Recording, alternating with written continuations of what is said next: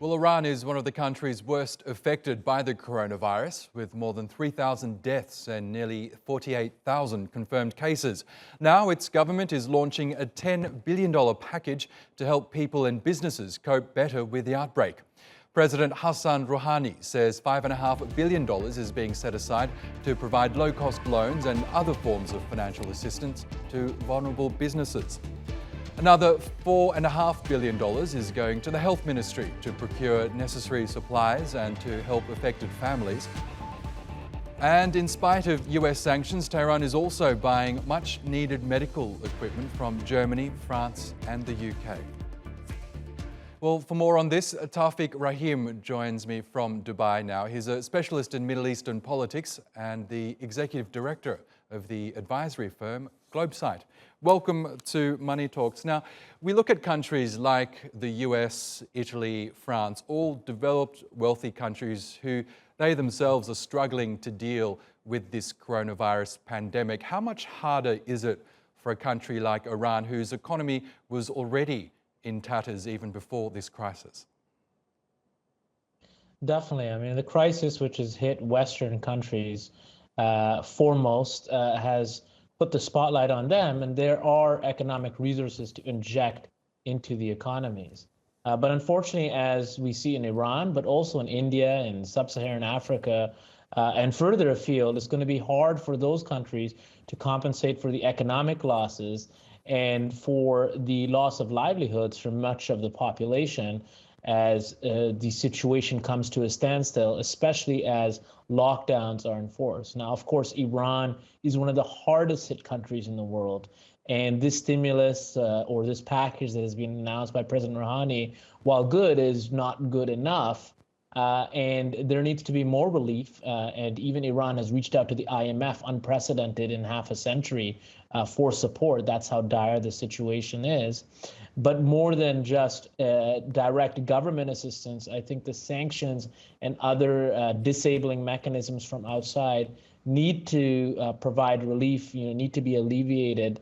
Otherwise, there really is going to be a dire circumstance ahead for Iran and other countries that may find themselves in similar situations. Now, President Hassan Rouhani has insisted that the country has been much more successful than many others in fighting this outbreak. Is that your analysis of Iran's handling of the crisis? Unfortunately, no, but this is being the same course of action in a number of countries. So it's easy to ascribe a certain particular fault to Iran and the nature of its government. But we've seen the same situation of delayed reaction, a lack of full control of the situation in Western Europe, and of course now in the United States, where also government officials are being infected. So there is particular blame to lay at the leadership in Iran for being delayed and for a crisis in which they've not been transparent about. But this virus is indiscriminate and it will exploit weaknesses wherever it finds them. And in this case, it exploits the particular weaknesses of the Iranian government, but it's exploited similar weaknesses in the United States with regards to its private healthcare system and fragmented, coordination mechanisms between local, state, and federal government. So each country is having a specific kind of situation with regards to COVID-19 or the coronavirus. But I will say one thing in particular. Until this point, Iran has not been forthcoming with full transparency on its situation. And that makes it very difficult for other countries and international organizations to help Iran and provide assistance. Now, you mentioned the US sanctions that are currently crippling Iran's economy. The US insists that medicines and medical equipment are exempt from those restrictions.